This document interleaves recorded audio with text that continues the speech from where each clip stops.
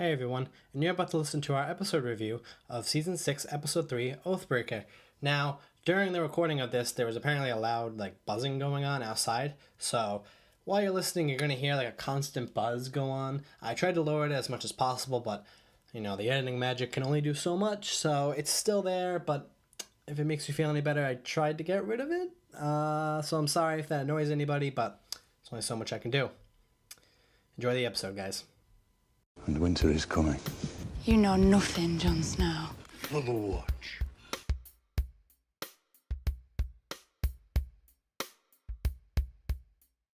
I just want to give a tip for any kids listening.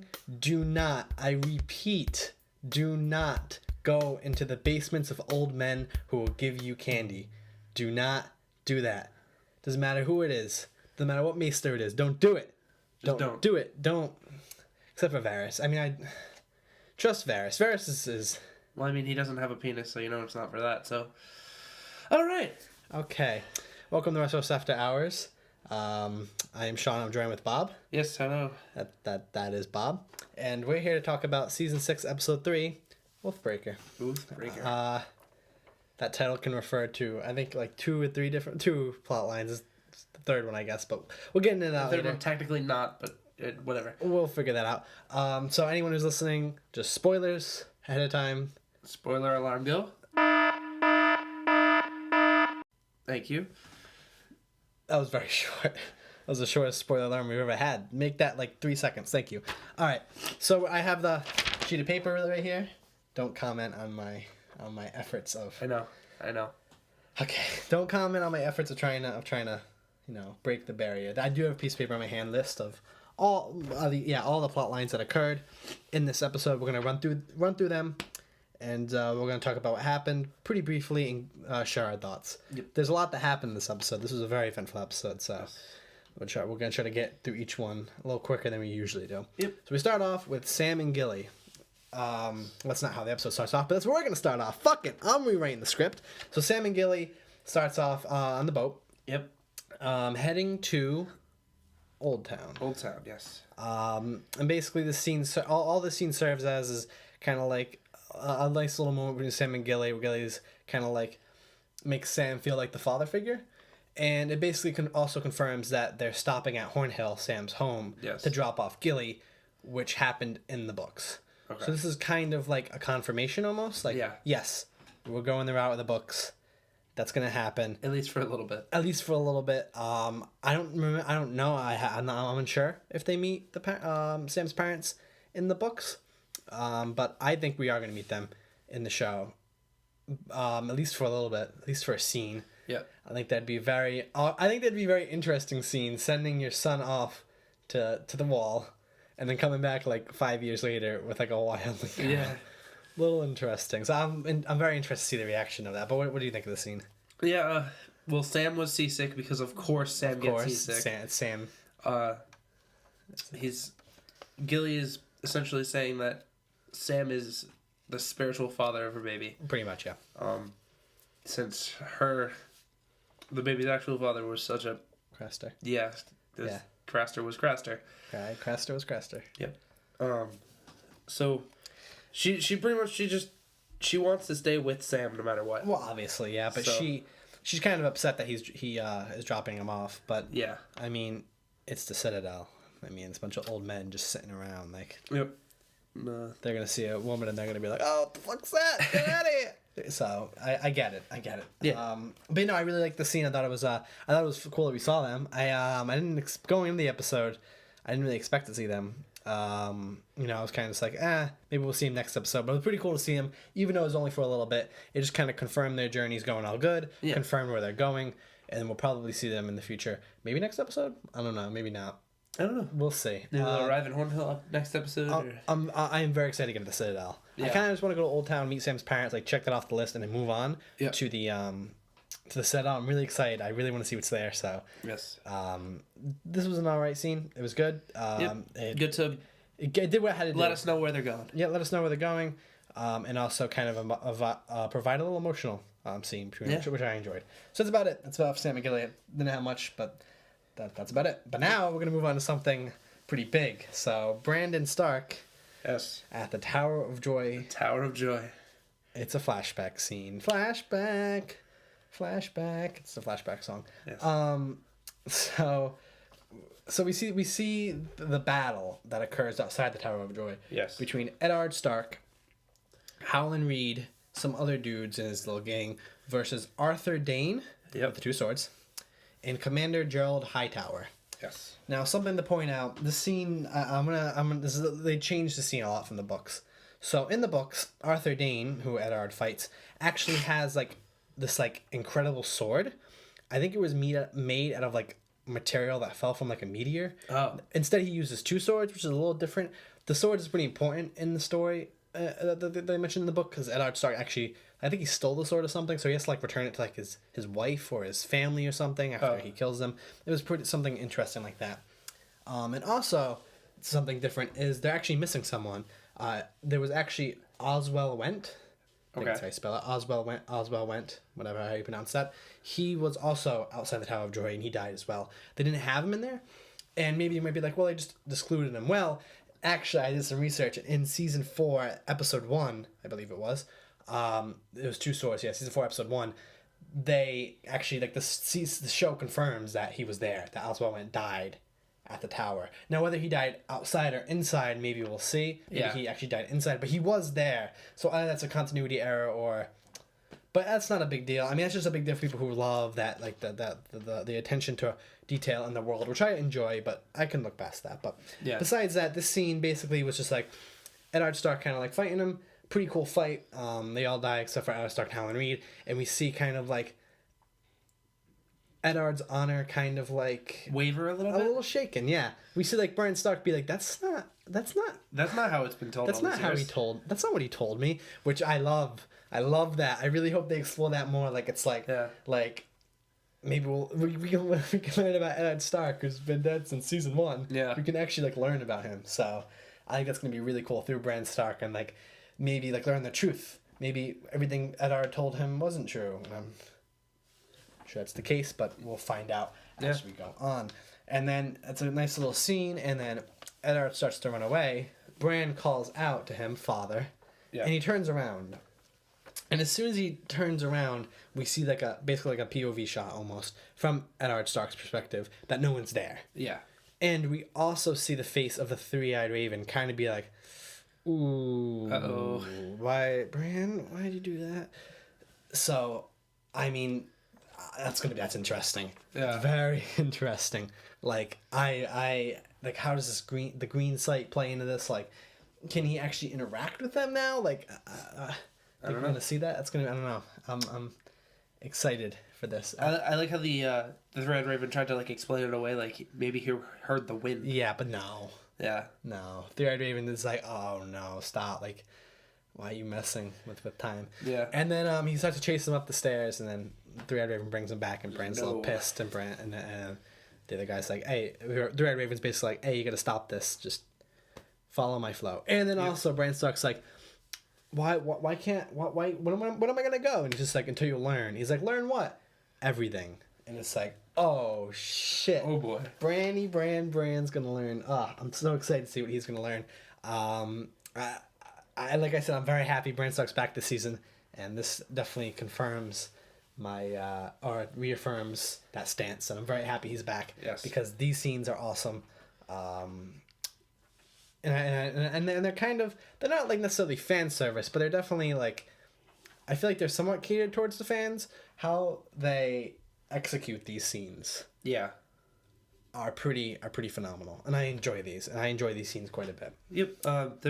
It's nice to see like other older versions of characters that you've known of or actually known throughout the rest of the series. Mm-hmm. It's nice to hear, like, see some of the exploits that you heard about through the rest of the show. Yeah. So it's good to see that stuff in action rather than just word of mouth. Yeah, I thought the actor who played out, it was pretty good. Yeah. You kind of looked at him a little bit with his voice. He did a good job with the voice. Yes. Like, when I heard him, I'm like, that sounds like Eddard. And I'm like, I wonder if that's actually his voice, so they kind of altered it. I couldn't really. It sounded like it was his actual voice. Yeah. At first, I'm like, they could have probably altered that, but I don't know if they did or not. I don't think so. I don't think so either. But that actor did a good job, Yep. and it was pretty cool to see like Ned's honor kind of question. I enjoyed the scene quite a bit. I thought it was placed pretty well, and I'm glad. I actually heard someone say, I don't know who it is, but I was listening to someone else talk about it, and they said that they thought there wasn't enough, and I completely disagree. I thought they did just enough. Okay. Like I thought they like could have done too. Like I think if they just showed The whole thing. the part of the battle and cut away way too less. Yeah. No, they're not going to show the whole thing. I thought they did a perfect amount. Like, Yeah, he definitely. was like, I wish they had more. Like, but no, I'm glad they kind of like teased that and like how like Bran was running up the stairs and the Three-Eyed Raven like was right in front of him and then Yep. brought him out. I thought that was very well executed. And I thought the time he spent there was perfect. Yeah. I honestly think so. I think that was the best part about this was the time. Like, so I thought this scene was phenomenal, and I thought it fit very well in here, and I thought, it was executed damn near perfectly. I Yeah. enjoyed it. Well, I've never read the books, and I had always imagined the Tower of Joy, like the fight being inside the tower, not outside the tower. Yeah, it's outside. They talk about it in the first book, through one of Eddard's chapter. He kind of like he doesn't talk about the whole thing, but he talks about like bits. Like he has a few flashbacks while he's like sitting there. Actually, one of the scenes, I think I could be wrong in this, but do you remember? There's a scene in season 1 where Arya Stark is training with Syrio. It's at the end of an episode, and Arya Stark is training with Syrio, like they're fighting, and then like you see Eddard and you hear like swords clanking. Yeah. Like you hear like that. That's like in the books. I think when that happens, that's when he goes back. Okay. He's thinking about it, and because each chapter is told through a POV perspective. Yeah. So he tells like it goes in his mind almost, and they go. And that's how I got some of this information about like the sword and stuff like that. Yep. They go into it in the future too, but yeah. So they do talk about it way more in the books than they do in the show. But now they're finally getting to it, and they're changing stuff up, which I don't mind. I know some people might mind that. The sword thing's fine. I thought it was cool how he had 2 swords. Yeah. I thought that was pretty badass. That's we haven't seen anyone in this universe fight with 2 swords before. No, and it was pretty cool. And I love how he just kind of like kicked Ned Stark's ass. Yeah. And Bran's like, that's not what he told me, but I don't know. I thought it was perfect. I loved it. I love this scene. Yeah. So far pretty good with Sam and Gilly and Bran Stark. I love this. I was all in this episode, like 100%. So now we're gonna. The only small problem I have with that scene is like Yep. it's a scene you have with all suspense that you know is a prequel or like a flashback, because you know that the hero is gonna survive because you've seen them older. I so agree. like there was no suspense that Ned was gonna die. I know. I agree. But I think that wasn't the purpose of the scene. I Yeah. think the purpose of the scene was. I think it actually showed a lot about Ned's character. Is we don't know who he is. Yeah. Like all we know. We only know him through season 1 when the show started. Yep. We really know. We don't know that much about Robert's Rebellion. So I thought this scene was very good at kind of like playing with the character of Ned Stark and kind of like maybe he's not as honorable as you think. We don't know. That's just the only. It's just a general gripe I have about fights and flashbacks. I don't like prequels either. Yeah. I agree, but I think that I think if this whole episode was a prequel, that'd be different. I think the scene worked very well. Yeah. We don't really even know much about Tower of Joy. Tower of Joy is a huge mystery. So it kind of isn't really like a prequel. It's not a prequel would be if we knew what happened inside the tower, and then and then the next episode they showed what happened outside. That would be a prequel. But we don't really know where this leads. Yeah. Sure, we know Ned Stark dies. What about Lyanna? What about what else does Ned Stark have to do? So I know I didn't have that problem with it. I didn't see that problem with it. I do have that problem with prequels though, but I Yeah. don't think this really would act as a prequel, especially through Bran's eyes. Okay. Seeing Ned's honor questioned Yes. by Bran is kind of like a whoa, like that's interesting. Like he has to learn everything. Yeah. And that's not good. It doesn't. I mean, they always say like ignorance is bliss. It's kind of true. I mean, like, I think there's stuff that he's gonna find out that he kind of wish he didn't know. Yeah. You gotta have the bad's always mixed in with the good. Yep. All right, so now we're gonna move on to King's Landing.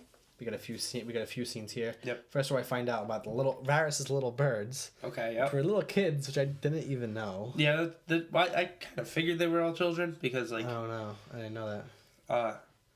just because they're the ones who can most Yep, easily blend spy in, and stuff. Blend so. in, right. No one suspects a It kid. just kind of fits. I suppose. So this scene, I thought the scene was pretty cool, pretty creepy too. I mean, Jesus fucking, it was Yeah. creepy. Where what's his name? Qyburn. Qyburn is basically like, I'll have some sweets and I'll go spy.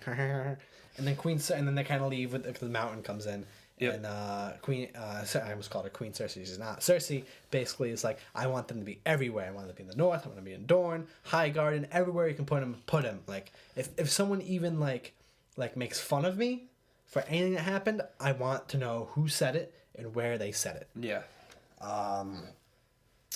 So, I think we all know what this means, and we're going to talk about this actually at the very end of this episode. We're going to kind of make some predictions for the series going forth at the end of the episode, and we're going to talk about Cersei. But I thought that scene was interesting. What about you? What do you think? It was. I don't know. It's kind of. It tied into the whole series of Cersei and Jaime going everywhere, Basically, like trying to assert control. yeah, you can against the definitely. Fifth Militant. It was kind of weird seeing Jaime with Cersei. Like, Yeah. Jaime and sister walked in. I'm like, oh yeah, I guess they do hang together sometimes. Yeah.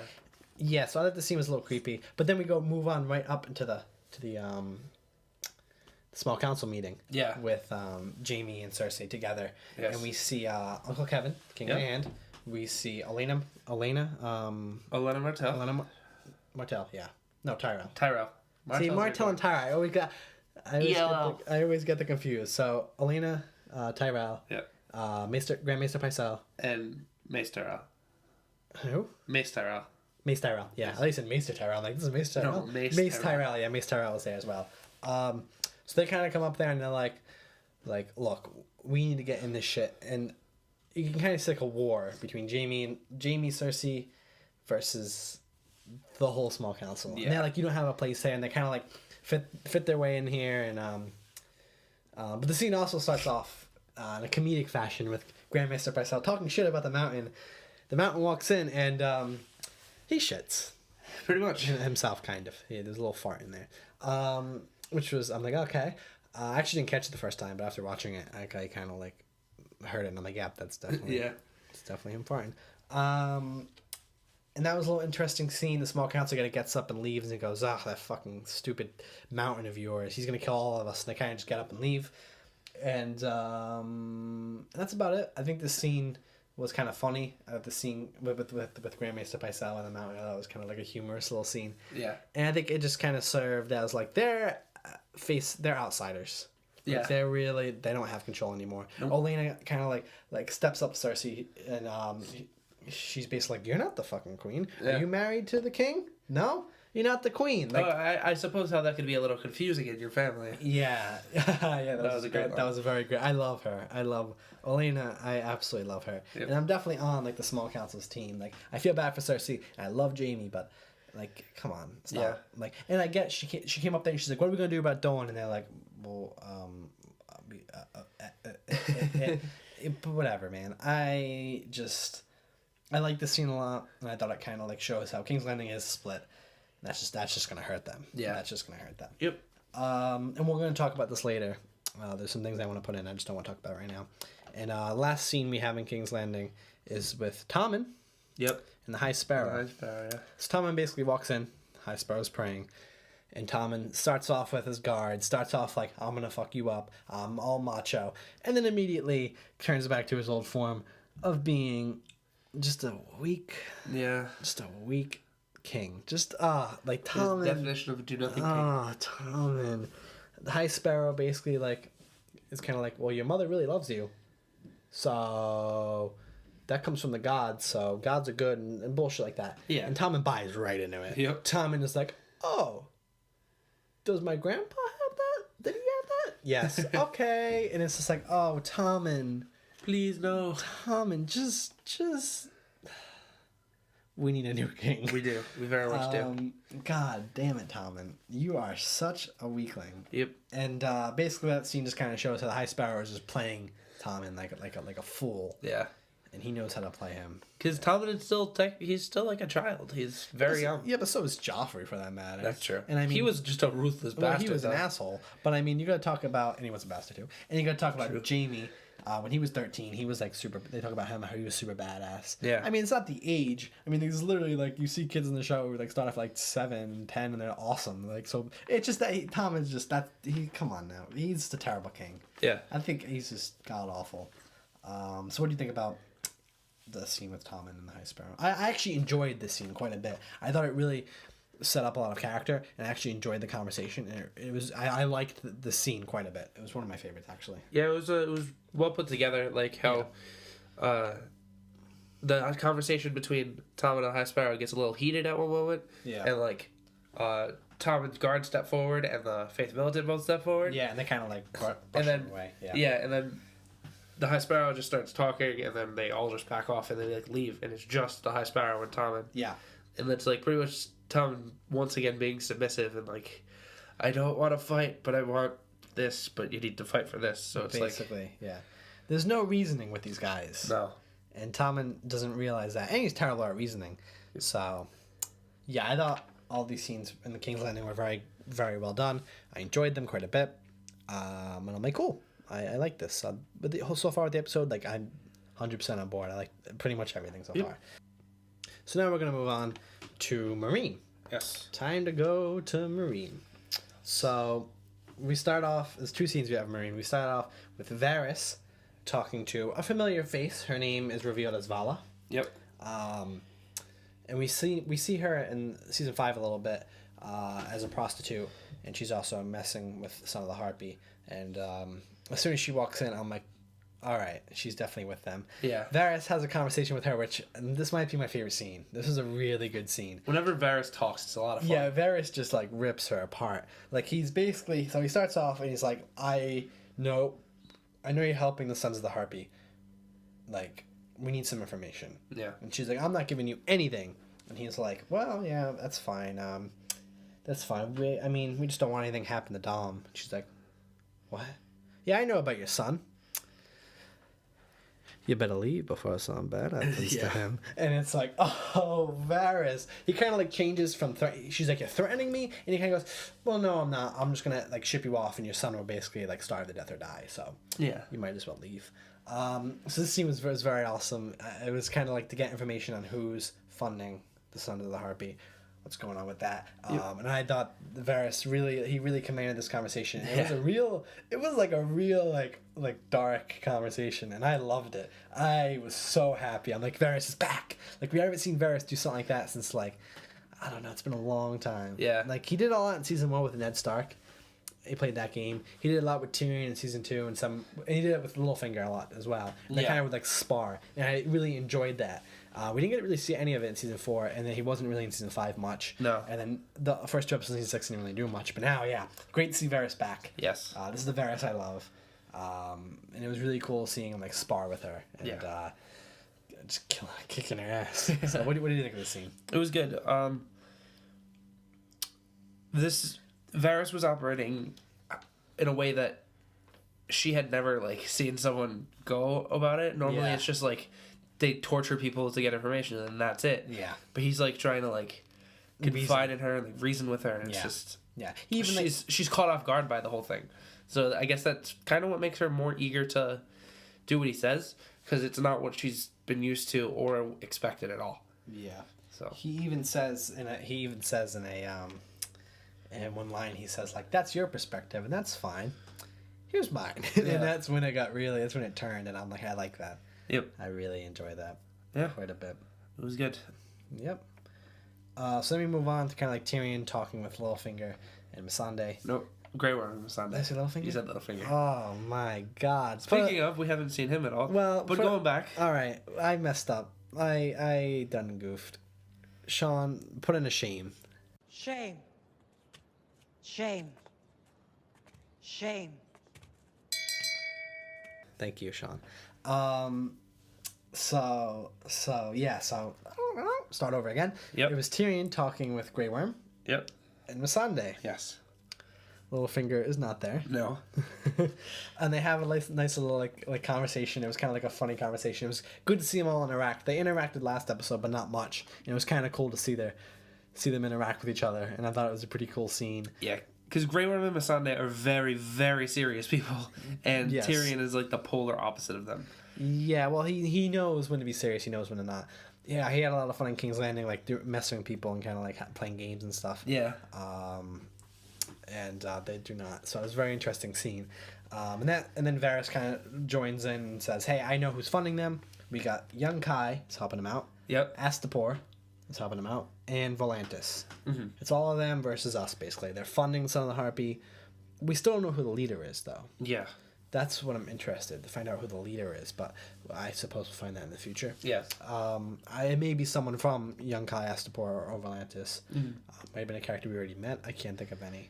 Most of the characters we already met are pretty much dead.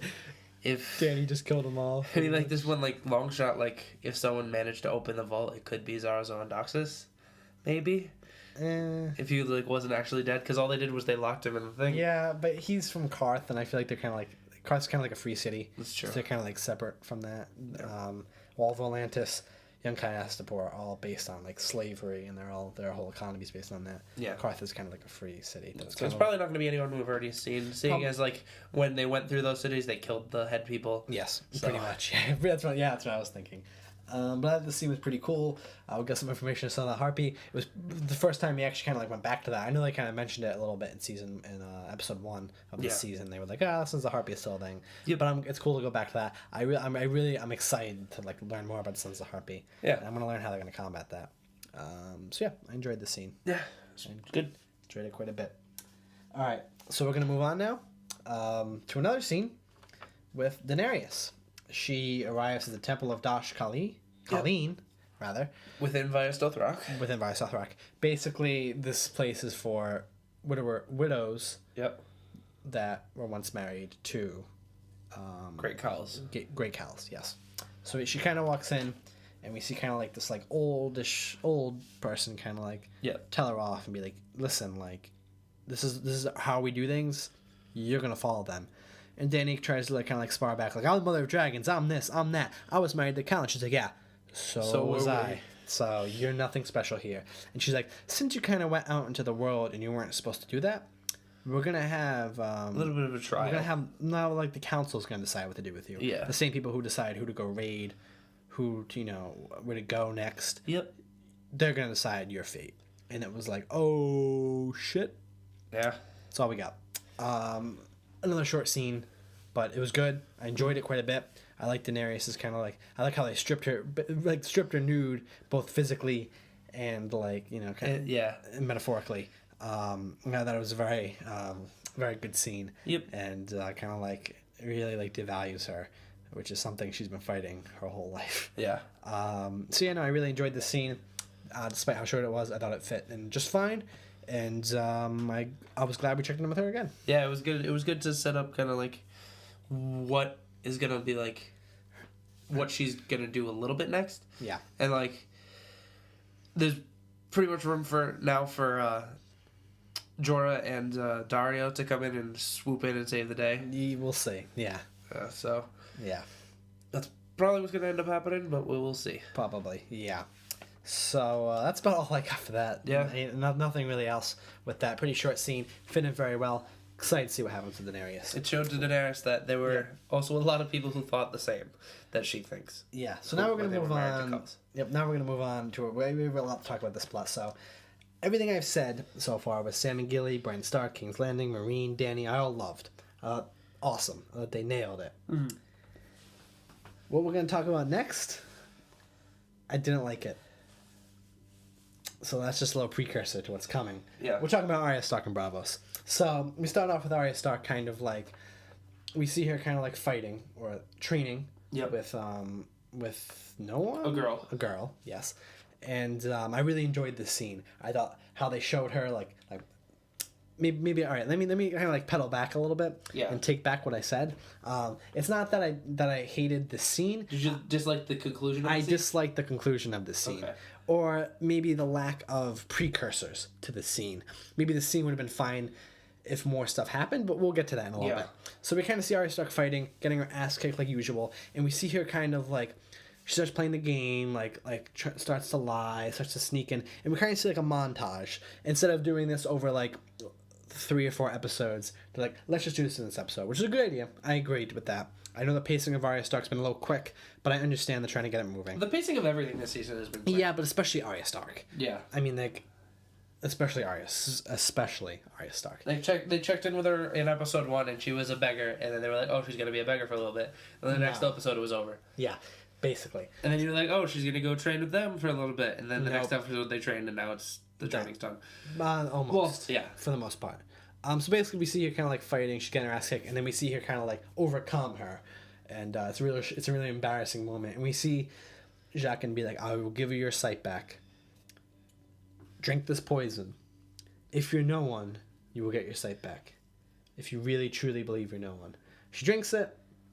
She gets her sight back. Makes sense. She probably whatever. She's been really fighting this, and I get it. Yes.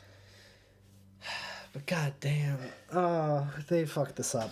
You have much more opinions on the Arya Stark plotlines than me, so I'm gonna let you kind of just go on this one. Arya Stark is my favorite character. Yes. I love Arya Stark so much that I really do wish they did. I feel like her plotline in season 2 was phenomenal, and like season 4 was phenomenal, and then they kind of just I loved her with the Hound. It was fantastic. They were, because they're basically the same person. They worked so well together, but just all right. So I'm glad Arya Stark got her sight back. I didn't predict it was going to happen, but I expected it to happen, or I expected her with her blindness to like kind of see a different way, maybe through hearing, maybe through like sensing. You wanted a whole Toph thing going on there. Yeah, or maybe through like wearing like people's faces. Maybe like that's how she sees now. She can only see through others. That would have been cool. Which would be like, oh, that means like she has to be someone else now. Yeah. She can't be herself unless she wants to see. I thought that would have been awesome. Yeah, that would have been pretty cool. Oh, I think it would have been pretty cool,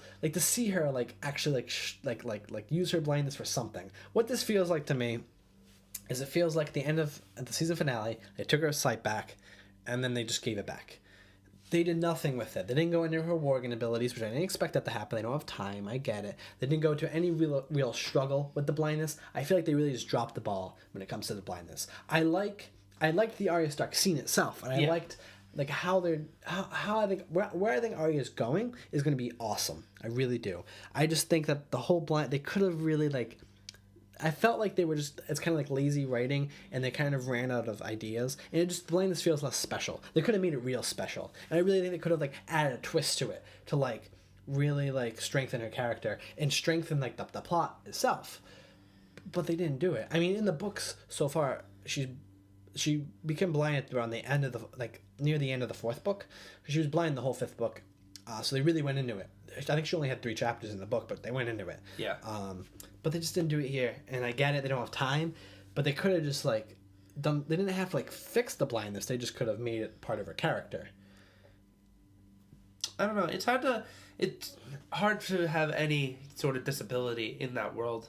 Well, that's not like true. You have Bran Stark. Yeah, but that's because he has the whole warg thing and exactly. everything. They could have done something with Arya. Like I felt like it was literally there. I felt like it was perfect. That it was on her face. She could have like I thought that would have been perfect if they would have played that into her face. Yeah, the face stuff would have been really that's cool. That's what I actually kind of like secretly predicted they were gonna do. Yeah, but I don't know. I was wrong. This is kind of like the opposite of what I predicted, where like she's not going to be able to become no one. Where like apparently she is no one now. No, she's not no one now. She just believes she's no one. Yeah. Or she identifies as no one.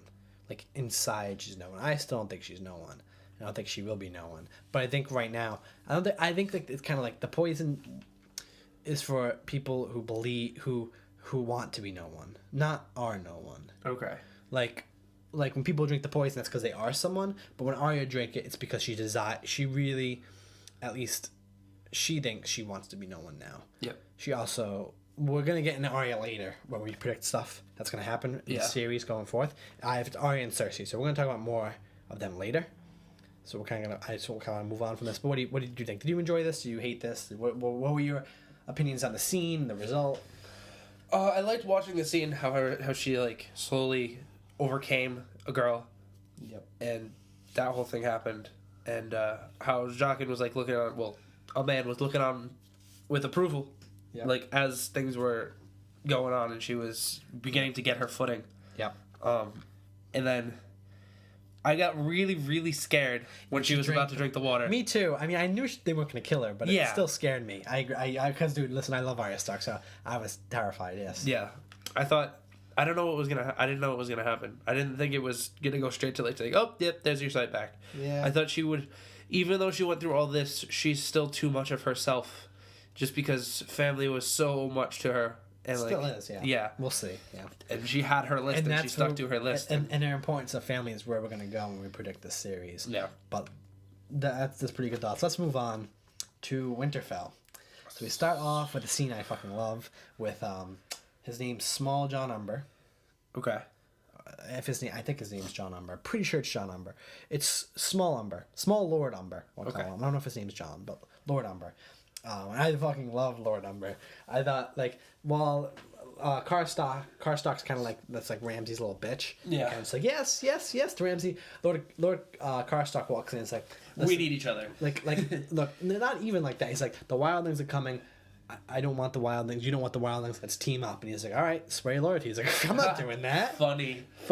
Ha ha. Funny. And he goes, Lord Bolton don't want to do that. And he goes, yeah, well, you killed him because he's a cunt.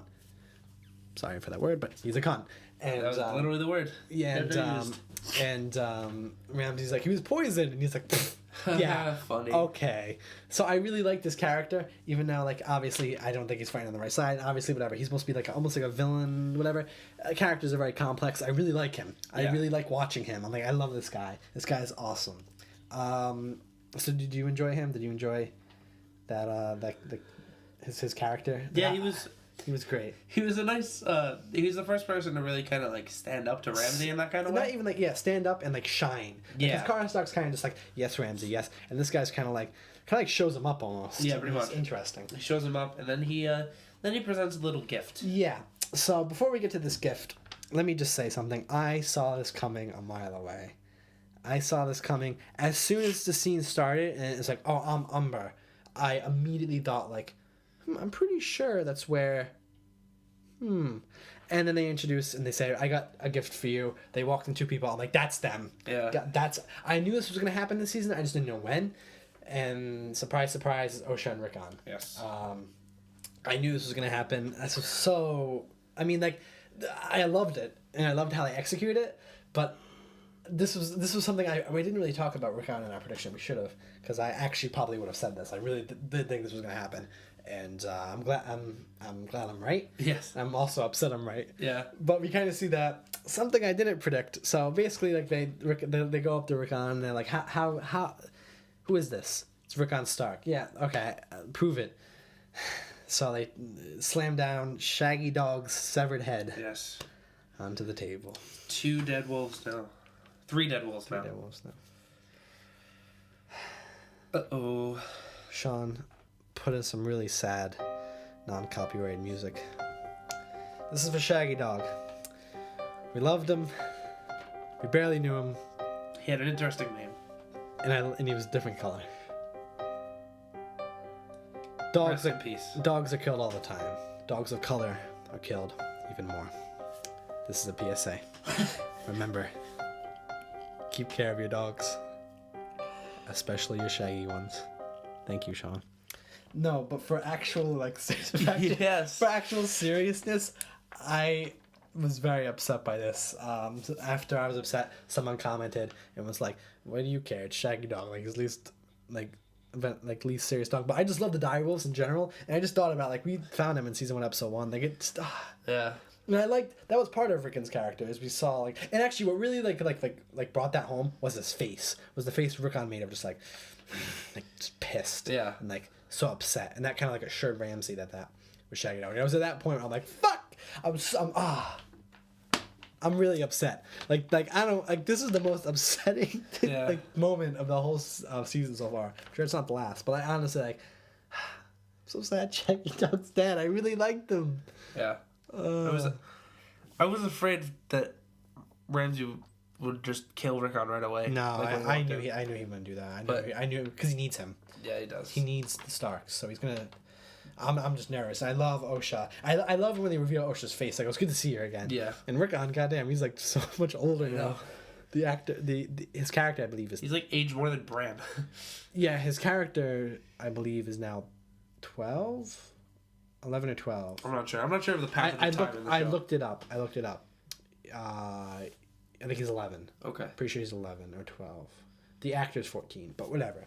The actor actually nailed it. Yeah. The actor did a really good job with it. They didn't say anything, which I thought was perfect. Rickon and Osha didn't say anything. Yep. but their facial expression said way more than the words could say. Yeah. And it was like, I found that scene to be really sad, and like, like it felt more sad that Rickon is captive than Sansa did. Like I was pretty like, oh Sansa, but even like this was even worse because it was like you could see their face and you could see their it's the Shaggy dog. Shaggy dog. No. He's gone. He's gone. Rest in peace, Shaggy dog. I'm actually seriously upset by that. I'm not gonna lie. I'm actually upset. So what do you think of the scene? Yeah, it was a good way to bring them back into the series. Yeah, because they've been gone for a while. Yes. Yes. For them to just arrive and for Rickon to start training would have been kind of lackluster. For one more time. For them to just arrive at the Umbers and then for it to just go over well and Rickon just to start like training to be a swordsman would have been kind of lackluster. Yeah. But having the Umbers go to the Boltons and just be like, we need each other against the Wildlings. So here's Rickon Stark. Yeah. It was. I thought it was I thought this was a very well done scene. Pretty crazy. I thought this was probably my favorite scene. Yeah. I thought it was very well done. Despite Shaggy Dog dying, which I actually like. I'm not like no joke. Like joking aside, I actually did upset me quite a bit. Although I knew it was gonna happen, like as soon as I saw that it was Rickon and Asha, I knew forgot that about Shaggy Dog was gonna be. No, dead. because I forgot about Shaggy Dog. Yeah. And then when I saw him, that was the last thing that crossed the last thing. That was the first thing that crossed my mind. That was the last thing that crossed my mind. So when that happened, I was like, yeah. No. All right, so that's about it. We're gonna move on from that scene to our last topic. Jon Snow is back. In action. Back in action. He's back again, coming to theaters in 2017. So we start off the episode actually, and we hear Davos breathing, Yes. and we hear breathing, and we think it's Jon Snow breathing, but then we see Davos's face, and then we hear him breathing, and then we hear Jon Snow's breathing come in. Yeah. And it's like that scene. I thought the sound in that scene was like perfect. Yeah. Like how they like contrasted their breathing to like. I don't know. I thought it was very, very well done. And Davos is like, "You should not be alive." Like this. This is the quote he said. "This is fucking mad." Yeah. Like, what? Like you should be dead. And Jon Snow's like there's like a scene where Jon Snow like touches the wound. Yeah, he's and it like made me cringe. Like, Yeah. like I'm like, that must be like I can't imagine that. No, it's crazy. So he kind of walks out. Everyone's like, and Tormund's like, everyone thinks you're a god, and he's like, God. Also, sorry, Dick. And he's like, yeah, well. And that was a little.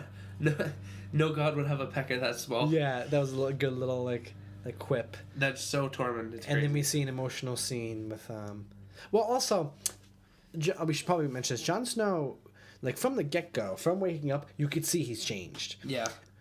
Actually, I watched it again. I didn't notice the first time, but when Tormund like goes to, like hug Jon Snow, like Jon Snow really doesn't hug back. And it kind of just, like pushes him out of the way and goes to Ed, and it's like, "Thank you, Ed. Thank you, like so much." And it was kind of like, "Oh wow!" And it was like and then Ed even's like, "I see your eyes. Is that you in there?" And he goes, I think so. And it's like, ooh, they're gonna play with this. So that was the beginning of the episode. So then we cut to the end of all the stuff we listed already happened in between, and we get to the end of the episode where we see Jon Snow publicly execute Bowen Marsh, Yep. Orthel Yarwick, Thorne, and Ollie. I thought there were only 4. Yes, Bowen Marsh, Oh, but I thought you said okay. Never mind. Orthel Yarwick, Thorne, and Ollie. Yes. Marsh and Yarwick, we don't really know much about. They kind of just said some stuff. But when we had like go up to Thorne, and they had like a little speech, and Thorne was like, if I knew this was gonna happen, I would do it all again. It was worth it. Like you fucked us over. And that was a real like emotional scene. I'm like, this. I mean, we knew Thorne season 1, so it was very like powerful. Yeah. And then they go to Ollie, and he just says nothing, just gives him like the look of just like just so pissed, and it's like, wow. And then Jon Snow went up, and I'm actually surprised he did it. I think that was almost signify that he changed a little bit. Yeah. That he did it, and just so brutally. Well, because he was kind of like that with Janos Slynt, and last season when he became Lord Commander. True. So he kind of made that change before he died, I guess. but But out of this, it seemed to be out of pure vengeance rather than justice. yeah. I mean, I guess it was justice, but I think like you could see like his motivation and his like real like passion to get this done was his vengeance, not his justice. And I think that's confirmed after he gives up. His Lord, he gives up his position. He's like, I'm dead. My watch has ended. Here you go. You were the 999th commander, Ed. And Ed's just like, and he leaves, and everyone's like, what? And it's like, cool. I'm glad he left. Yes. His watch has ended. Jon Snow is not in the Night's Watch anymore. And I hope he doesn't go back either. I'm actually really hoping he does. I don't think he will. And I think that's what his death really did. Was get him out of the Night's Watch. Yeah. Only way he can get out. So I felt like this justified last night. You know how I was a little like griped last episode? This justified it this much. Yeah. Like a little bit. It can do it some more, but yes, this definitely justified the death a little bit more than it did previously. Yeah, like right after we left him at the beginning of the episode, like 'cause it started with him and then it went to everything else and it came back to him at the end. Yes. When I left him at first, I looked up the Night's Watch oath because I was thinking like he died. Yeah. So he's released. is he released? Yes. So I looked up like the exact wording of the oath and I was like, yeah, he is. Yeah. So I was like, I wonder if he's gonna leave. Yeah. And then he just left right away. I was like, all right. Yeah, and I like that a lot. It's great. But he left I mean, I guess Ghost maybe will catch up with him, but he left Ghost behind, left Melisandre. He's done. Yeah. And you can see his changed character. And I think that's what this episode played with. At first, we kind of like, oh, it's Jon Snow's just back. Yeah. And then slowly it's like, oh, he's not embracing Tormund too much, or, oh, he's killing them right away. Oh, he's leaving. Like, is this a Jon Snow? I don't think he's changed in like the supernatural way, as in like how Khal Drogo was, but it's kind of like... No, I think he changed kind of like Beric Dondarrion did. Yeah, it's like he's basically just traumatized. Really well, Beric Dondarrion said like every time I got brought back, a piece of me was left behind. Yeah, and that's true with Jon Snow. He's not completely like gone, but like you know how he got stabbed, like pieces of him have been left behind. And I think he's gonna slowly change. But I thought this was very good, very well done scene. I think the question I have is, Ed's the 999th commander. The next one's gonna be the 1000th. So I'm gonna be interested. Maybe significant. I'm gonna be interested to see who's the 1000th commander. Yeah. So I thought the Jon Snow scenes was like very well done. That's my favorite plotline this season. Just watching everything with Jon Snow. Oh yeah, I can imagine this is going to be the best. Yeah. I mean, they hyped that so much. Everyone knew he was coming back. Yep. That's what they advertised. So yeah, no, I thought, and like the way they executed his revival in episode 2, I love everything that's happening with Jon Snow. Yeah, I love that scene. I was a little concerned with what they would, but now I'm really happy. I'm really happy that they are kind of like how they started this off. Like, oh no, and I was even at the beginning, I was a little concerned. Like, they didn't really change him much, but then it slowly shows like. Yeah, Jon Snow's not the same that he was. He's definitely not. So yeah, it's gonna be interesting. Where he's gonna go, maybe to Sansa. We'll kind of see. I think Sansa's gonna probably go to the Erie. That's where I think she's gonna go personally. Yeah. But we'll kind of see where they go. And I think we're gonna talk about that later. I don't think we're gonna really make those predictions because we have some more stuff to talk about here. Yep. So I think we're kind of gonna move on. And we're really just gonna quick talk about the plots we didn't see and what we thought of this episode overall. Then we're gonna move on to some predictions. A little bit, like 2 predictions basically. So let's talk about the plots we didn't see. We didn't see any of Dorne. That's all right. That's fine. Very, very fine with that. They didn't have a place in this episode. Nor did I feel like they do the season. I felt like it was fine how they put him in season 1. I feel like they could have had a place in this episode, when right after the small council scene. I felt like, but that was about it. I felt like that the show's kind of like apologizing for Dorne. Like, yeah, sorry. Like, let's just cool off. We're just gonna put him in the first episode. Then we're not gonna show him too much. It's like I hope they stick with that. I'm like, cool, because I'm not a big fan of the Dorne plot. But whatever. Now we go to the Iron Islands. Yeah. We didn't see the Iron Islands either. That was fine. I think we're going to see him next episode. Yeah, definitely. Especially with how quickly the plot moved along in episode 2. Yeah. We kind of need to go back to that. Yep, so I think we're going to go back to the next episode. Totally fine not to have it. Yep. We also didn't see Sansa, or we didn't see Theon as well, that whole crew. Yeah. Again. I don't think we'll see Theon for another few episodes. I don't think we're going to see Theon for another few episodes because I don't think we're going to see him until he arrives to his destination. Yeah. Actually, may I just say, really quick, when they said they had a gift... When they said that Ramsay... I was thinking Theon, too. I really think it was going to be Bran and Osha, but I thought maybe Theon would be included with that. Oh. And that would be interesting because, Bran Stark would obviously hate Theon. Rickon. Oh my God, I'm terrible with names today. I called Grey Worm Littlefinger. and now Rickon Bran. At least those are brothers. I mean, they're two characters that have aged extreme, and Yes. yeah. So we see, I'd be interested to see like Rickon and like Theon together, but no, I think Theon is actually going to the Iron Islands. Let me just add this really quick. We actually don't know. He just said he was going home. Yeah. Is home with Ramsay or with Iron Islands? I guess we'll find out. Whatever. We'll see. Yep. They cut it to make it seem like the Iron Islands, but we will see. So we didn't see any signs of Theon. That's fine. They had a place in this episode. I just don't think we didn't need to see him. No. I thought they did a good job of spending time where they should have spent time. Yep. And we also didn't see Jorah or Dario, which is fine. I don't think we need even see them next episode either. Yeah. I think we can wait a little bit. I think we can wait to see them until they come in to save Daenerys. I think we maybe should check in on them in like around episode 5. Yeah. At least episode 5. And then from there, maybe we'll see him some more. Yep. I think it's fine. We don't need him right now. Focus on what's happening with Daenerys, and then we'll get to the rescue squad later on. Yep. So I thought that was fine. All right. So overall, this episode I enjoyed. The only thing I did not enjoy this episode was the Arya Stark stuff. Okay. I enjoyed the scene. I just enjoyed the end result. It really pissed me off. I'm really angry about that. Whatever. Let's see. Literally the only thing I didn't enjoy. So this was by far the best episode of the season. Yeah. I know each episode is probably going to get better. It's usually how the season goes, and we can see that here. I think this was leagues better than the first episode, and even way better than the last episode. I had some problems with the last episode in some scenes. Literally, the only problem I had was Arya Stark plot. Yeah, I generally enjoyed the episode. The plot lines that stood out to me were the Cersei and Jaime going around everywhere, Yes. and then what's going on with Jon Snow. What's going on, Jon Snow? Yeah, the plots that stood out for me was the Winterfell scene and the Bran Stark Tower of Joy flashback scene. Well, the two I really enjoyed the most. Yep. And of course Jon Snow. I think this episode was just like is taking us to where we need to go. There was a lot of like exposition in this episode. Yeah. And I like that. I felt like that was kind of what the first two episodes were missing a little bit. Yeah. Like I said, you know how, and I think last episode we did, or maybe it was 2 episodes ago, even maybe more than that, might have been our predictions. We talked about how they're going to have a trouble like slowing down. I think this episode really slowed it down. And I think it didn't go right from 80 to 20. I think this episode went from like 80 to like 55. Okay. Like 50. There were some, the whole Arya Stark thing was pretty quick. The whole like King's Landing thing, I guess that was a lot of exposition. The Winterfell was pretty quick, but everything else, like there was a lot of exposition with Sam, with Bran, with and all the King's Landing scene with Daenerys. So I really like that. I like the exposition. I like to kind of set things up, and there was some character building in this episode, even with like Ned Stark. So it was very interesting. It wasn't. If I had to pick a weakest scene in the episode, I probably would have gone with the scene with Tommen and the High Sparrow. Really? Yeah. I like that because scene.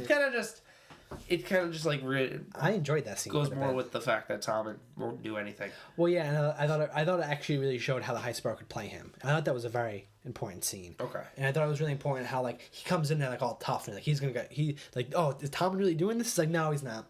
Yeah.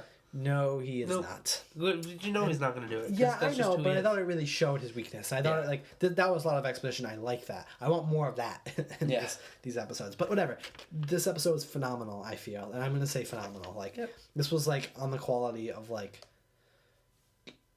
not the best episode, but it was like up there with good episodes. Yeah, this will be in the top like 3 or 4 episodes of the season.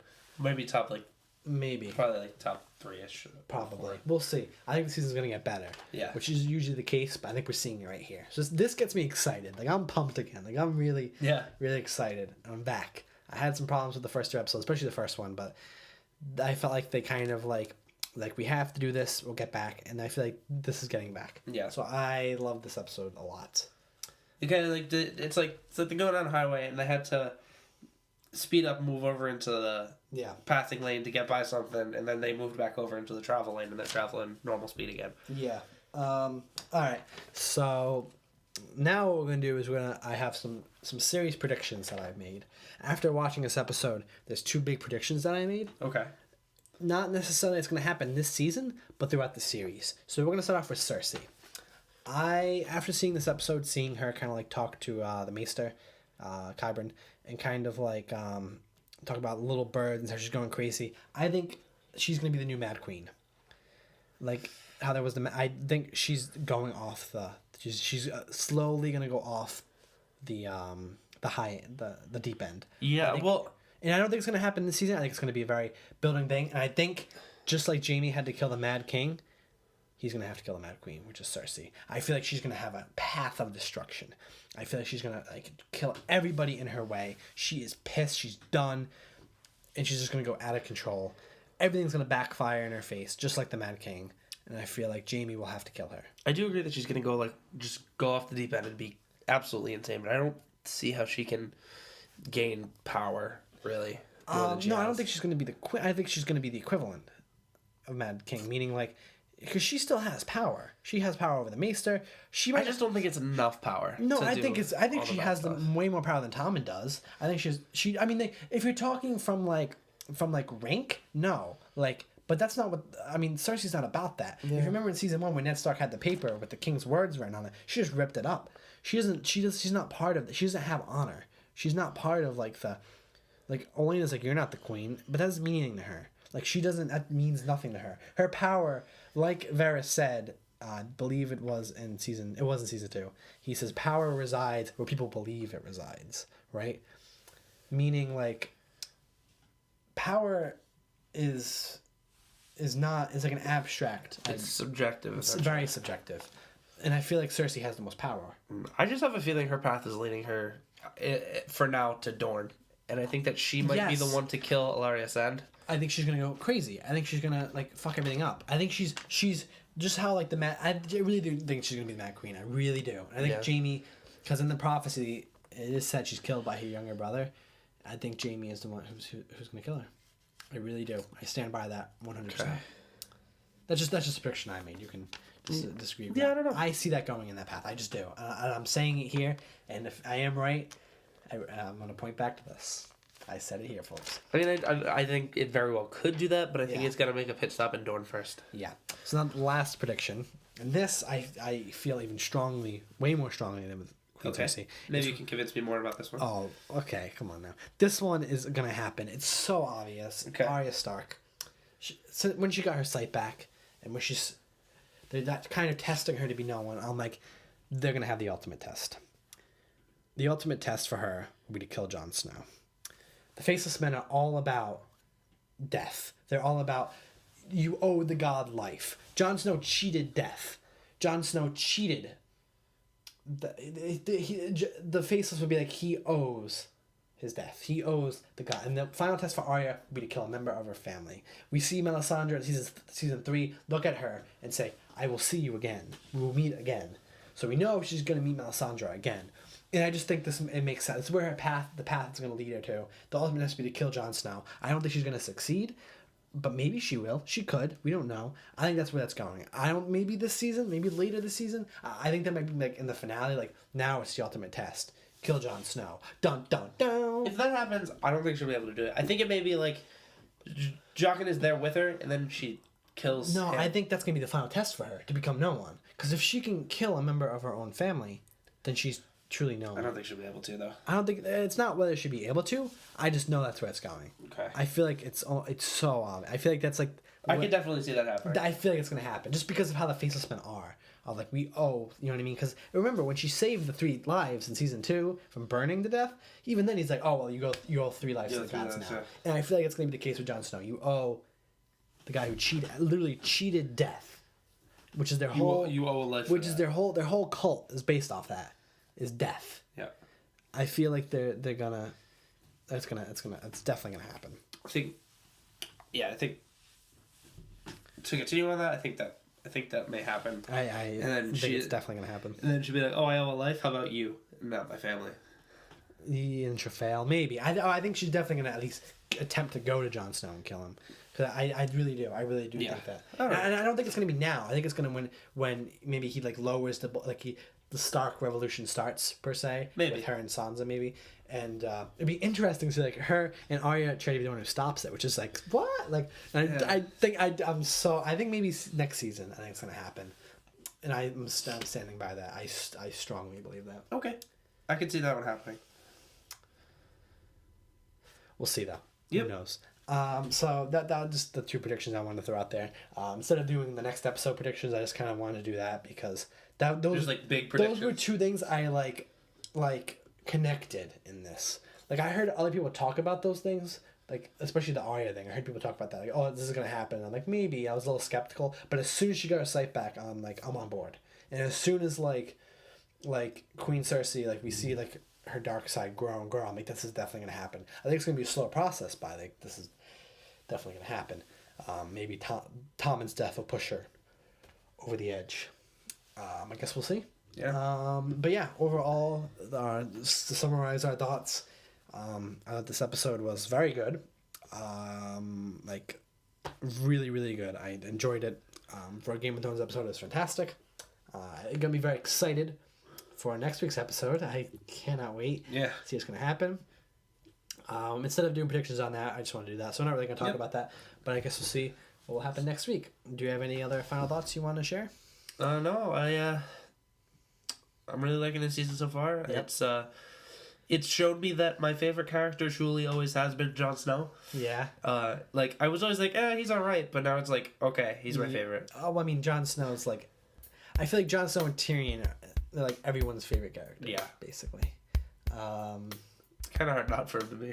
Yeah, and there's actually a theory we're going to talk about later. I think we're going to save that theory for like when we go probably like the finale. Yeah. And we're going to drop a big theory that's going around with Jon Snow, Tyrion, and someone else. So we're going to talk about that later. Yeah. But yeah, no, Jon Snow is definitely is a great character. I love him. I'd still say my favorite is Arya, just because like I've loved her since the beginning. I just connect with her, but.